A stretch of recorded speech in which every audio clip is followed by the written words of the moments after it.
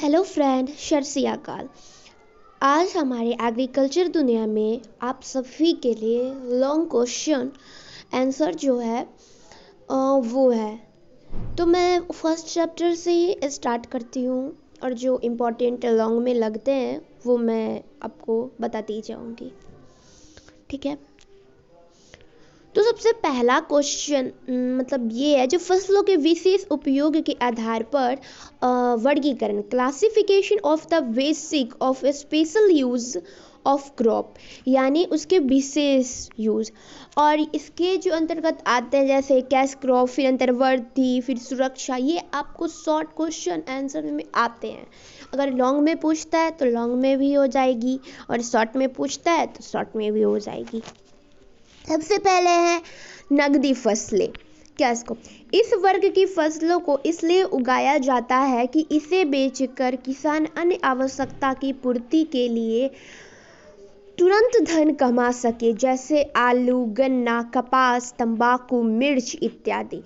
यानी कि जो नगदी फसल होते हैं ना, उसको खेत से ही बेच दिया जाता है, तुरंत ही बेच दिया जाता है, जिससे हमारे किसान जो ऋण लिए होते हैं वो तुरंत चुका सके। तो इसके क्या क्या है एग्जाम्पल? आलू, गन्ना, कपास, तंबाकू, मिर्च। देखिए, मिर्च को भी खेत से तोड़ते हैं, बेच देते हैं, तंबाकू भी, कपास भी, और गन्ना भी, और आलू भी, इस सबको मतलब तोड़ो और बेच दो। दूसरा है अंतर्वर्ती फसलें।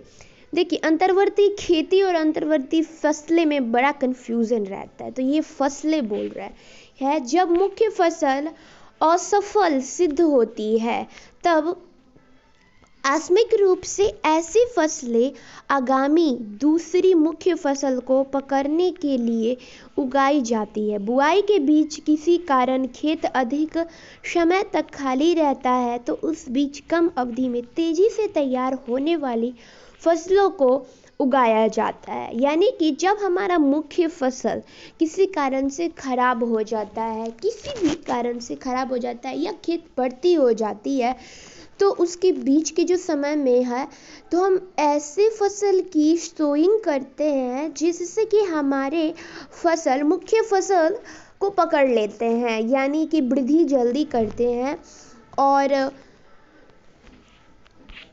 और फिर इसके एग्जाम्पल क्या है? मूंग है, उड़द है, सामा है, चीना है, तोड़ी है। यानी मूंग, सामा, चीना, तोड़ी, ये सब किसके उदाहरण है? अंतर्वर्ती फसलें, कैच क्रॉप के। अब है सुरक्षा सीमा।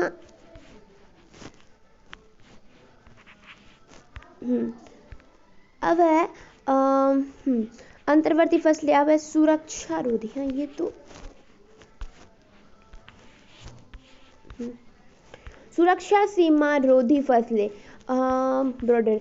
कुछ फसलें खेत के बॉर्डर सीमा के रूप में या जंतु के सुरक्षा के लिए मुख्य फसल के चारों ओर बॉर्डर के रूप में उगाया जाता है।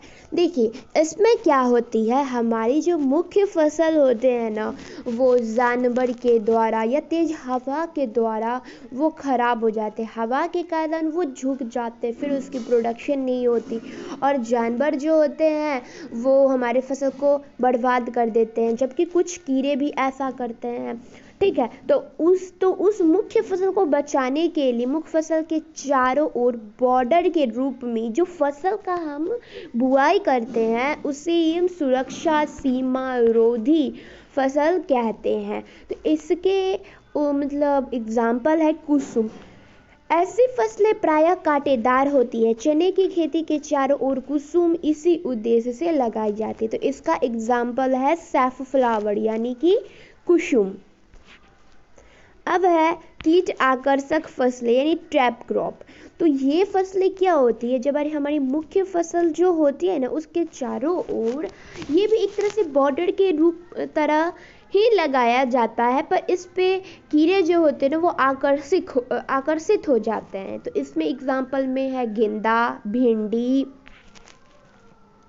तो यहाँ पे लिखा है कि मुख्य फसल को कीटों से बचाने के लिए ऐसी फसल को उनके चारों तरफ लगाकर मृदा जनित हानिकारक जीव जैसे कि परजीवी, खरपतवार या कीट पतंगों को फंसाया जाता है जिस पर मुख्य फसल वाली कीड़े आक्रमण करते हो। जैसे मुख्य फसल कपास के चारों तरफ भिंडी, यानी कपास के चारों ओर किसका लगाएंगे? भिंडी का। और फिर तंबाकू में और वन आलू परिवार यानी मिर्च के पौधे पर नियंत्रण, लाल गेंदा फूल यानी लाल गेंदा का फूल, फिर भिंडी, ये सब हम यूज़ करके अपने मुख्य फसल को बचा सकते हैं।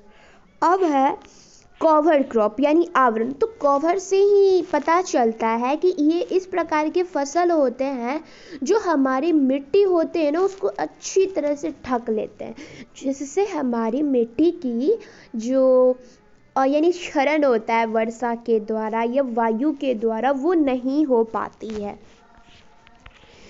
इस प्रकार के फसलें भूमि को अच्छी तरह से ढक लेती है जिससे पानी एवं हवा से होने वाली अपरदन या क्षरण से बचाव हो जाता है। ऐसे फसलों के वनस्पतिक वृद्धि तेजी से होती है और मिट्टी के ऊपर एक आवरण बनाती है जिसके जरिए मिट्टी की तरह मतलब मिट्टी में अच्छी तरह से क्या होती है? फैल जाती है। तो इसके एग्जाम्पल है मूंग।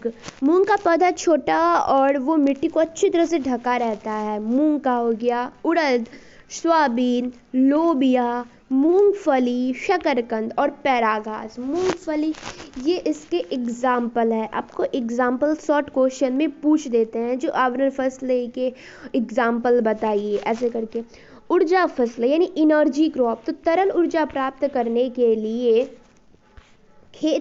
इसकी खेती की जाती है वो होती है जट्रोफा, मक्का, आलू, टेपियोका और गन्ना। टेपियोका, गन्ना, आलू, मक्का ये सभी क्या होती है? तरल मतलब ऊर्जा प्राप्ति यानी एनर्जी क्रॉप इसको कहा जाता है। अब है काष्ठ फसलें यानी कि जो लकड़ी की जो फसलें होती है ना क्रॉप, वो जैसे पेड़। तो काष्ठ का निर्माण जिम्नोस्पर्म एवं द्विबीजपत्री पौधे के संदर्भ में कैम्बियम।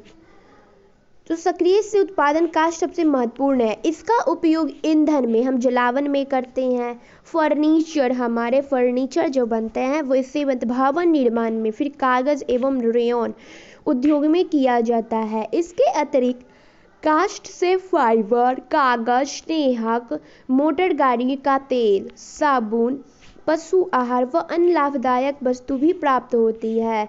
और इसके उदाहरण क्या क्या है? साल है, सागौन है, शीशम है, गम्हार है, कटहल है, काला सिरिश है, फिर तून है, आम है, जामुन है, अखरोट, सहतूत, विल्लो है। ठीक है, तो ये हमारे कौन से हो गए? काष्ठीय पौधे यानी लकड़ी वाले जो पौधे होते हैं वो हो गए। हाँ, अब है हरी खाद। तो हरी खाद तो आपको पता ही है कि मुख्य जब हम ज़्यादातर दलहनी फसलों को उगाकर नित्रजन के लिए मिट्टी में वापस उसको दबा दिया जाता है तो उसे हरी खाद कहते हैं। इसके सबसे इम्पोर्टेंट उदाहरण जो होता है वो होता है ढैंचा। तो सनई, ढैंचा, मूंग, उड़द, लोबिया इसके मुख्य एग्जाम्पल हैं। ठीक है, तो हम सबसे पहले क्या क्या नगदी फसल पढ़े थे, उसके बाद आबड़र फसल पढ़े थे, उसके बाद सुरक्षा फसल पढ़े थे यानी सुरक्षा वाले, बॉर्डर वाले, फिर काष्ठीय पढ़े थे और फिर हरी खाद वाले पढ़े हैं और एक कीट आकर्षक फसल थे। ठीक है, तो मैं ये लॉन्ग में आपको ये बताई हूँ। वैसे एक चैप्टर आपको बताया गया है, उसके एक चैप्टर पे 2 वीडियो है। उसमें एक है जो वो मतलब घास वाले फसलें, अनाज वाले फसलें, दाल वाले फसलें जो हम आपको पढ़ाए थे वो है, और भी कुछ उसके इम्पोर्टेंट, तो आप वो भी देख लीजिएगा। और ये तो मैं बता ही दूँ मतलब दी हूँ। और सेकेंड चैप्टर के मैंने आपको वीट बताई है, राइस बताई है, फिर अरहर बताई है, मटर बताई है, और बहुत मतलब ज़्यादातर तो ज़्यादा नहीं मतलब 5-6 बताई हूँ। तो लॉन्ग में तो यही सब आते हैं और आगे जो इम्पोर्टेंट होगा मैं वो डालूँगी। एंड आप सब अगर अच्छे मार्क्स, सच में बहुत अच्छे मार्क्स लाना चाहते हो ना, तो आप केमिस्ट्री और बायो पे बहुत ध्यान दीजिए। और जिन लोगों का फिजिक्स है वो फिजिक्स पे भी, नहीं फिजिक्स तो नहीं है, हाँ तो केमिस्ट्री कंपलसरी होता है। तो हाँ, तो केमिस्ट्री, क्योंकि एग्रीकल्चर में आप आसानी से बना सकते हो, पर केमिस्ट्री की ऑब्जेक्टिव थोड़ी टेढ़ी मेढ़ी रहती है, इसलिए आप केमिस्ट्री पे ध्यान दीजिए, मेरी रिक्वेस्ट है आप सबसे। क्योंकि अच्छे मार्क्स लाने तो केमिस्ट्री पे ध्यान दीजिए, फिर बायो पे ध्यान दीजिए। मतलब जितना आप एग्रीकल्चर पे ध्यान देते हो उतना ही सब पे ध्यान दीजिए, अच्छे लाने हैं तो। नहीं तो एग्रीकल्चर पे ज़्यादा ध्यान पड़ेगा ना, तो एग्रीकल्चर तो अच्छी हो जाती है और बाकी पीछे रह जाती है। तो ठीक है, थैंक यू आप सभी लोगों को मुझे सपोर्ट करने के लिए एंड मेरे वीडियो को देखने के लिए।